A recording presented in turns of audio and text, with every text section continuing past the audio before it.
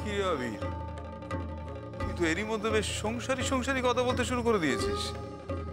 ট্রেনিংটা দিল কে? মেয়েটা? গ্রামের মেয়েরা যে অত্যন্ত পাকা হয় সেটা কি তুমি জানো না মেজদা? আর গুণ না থাকুক, ছাড় গুণগুলো থাকে ঠিকই। শুধু শুধু গ্রামের মেয়েদের অপমান করো না বুবলু, তাহলে তোমার মাকে এই একই কথা তোমার বলতে হবে। আমিও তো গ্রামেরই মেয়ে। শুধু শুধু গ্রামের মেয়েদের অপমান করো না বুবলু, তাহলে তোমার মাকে এই একই কথা তোমার বলতে হবে। আমিও তো গ্রামেরই মেয়ে। যাকে অনেক কথাই হয়ে গেছে, এবার তোমরা বলো তো, তোমরা কি বরণ করবে এই মেয়েটিকে? না, যে বিয়ে আমি মানি না সেই বিয়ের আচার করি কি করে বলুন তো মা? না, আমি বরণ করতে পারবো না।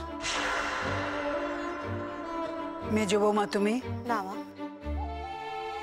এই অধর্ম আমি করতে পারবো না, আমাকে আমাকে মাফ করো।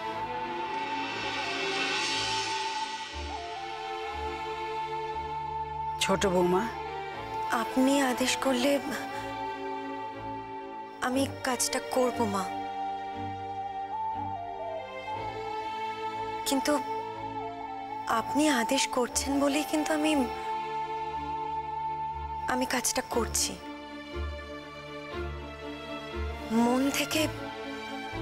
মন থেকে করছি না। ঠিক আছে, আমি আমি আমি বরণডালা সাজিয়ে আনছি।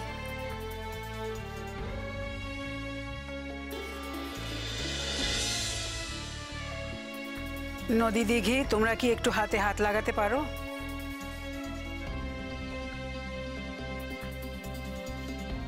তার আগে তুমি আমাকে বাপের বাড়ি দিয়ে এসো,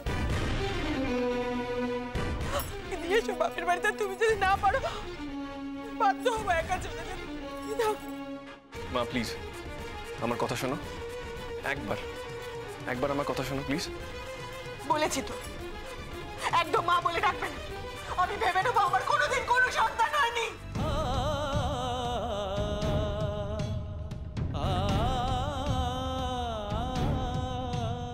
বড় বৌমা, কি অলক্ষণে কথা বলছো তুমি? জান, তুমি বরং আমায় ফেরত পাঠিয়ে দাও।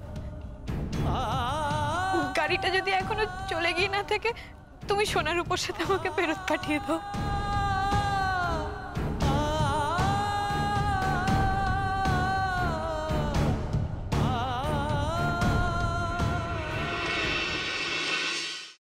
আমি এই সব কিছু বন্ধ করতে পারি, কিন্তু একটা শর্তে। তোমাকে আর দুর্গাকে আমাকে ছুঁয়ে কথা দিতে হবে, এর সাথে তোমরা কোনো যোগাযোগ আর রাখবে না। শোনো, আমরা এখনো তোমার মতন এতটা পাথর হয়ে যায়নি। তোমাকে ছুঁয়ে আমি এত বড় কথাটা, এটাই আমার শেষ কথা তোমাকে। দাদা ভাই, পুতুলটা না দিয়ে এসেছি।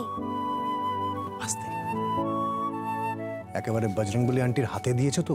না, আমরা তো দরজা দিয়ে গড়িয়ে দিয়েছি। ঘরে তো ঠাম্মু ছিল, তাই ঢুকতে পারিনি।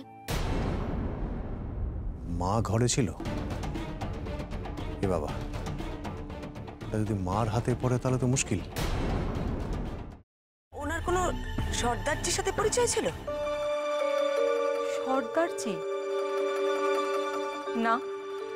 ঠিক আছে, আমি তাও বলবো আপনারা একটু ঠান্ডা মাথায় ভাবুন।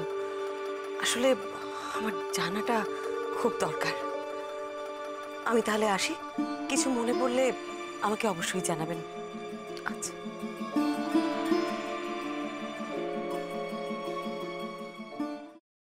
ফ্রাইং প্যানে Emami healthy and tasty refined rice bran oil গরম করে তাতে গোটা কালো সর্ষে আর কারি পাতা ফোড়ন দিয়ে ওর মধ্যে একে একে টমেটো কুচি, বাঁধাকপি বাটা, নুন, হলুদ গুঁড়ো, শুকনো লঙ্কা গুঁড়ো আর সামান্য চিনি দিয়ে ভালো করে কষিয়ে নিয়ে ওই মিশ্রণে কুড়িয়ে বেটে রাখা নারকেল, পাকা লঙ্কা কুচি আর কারি পাতা দিয়ে ভালো করে নাড়াচাড়া করে নামিয়ে নিয়ে নারকেলের স্লাইস, পাকা লঙ্কা স্লাইস আর কারি পাতা দিয়ে সাজিয়ে সার্ভ করুন বাঁধাকপির ঝাল।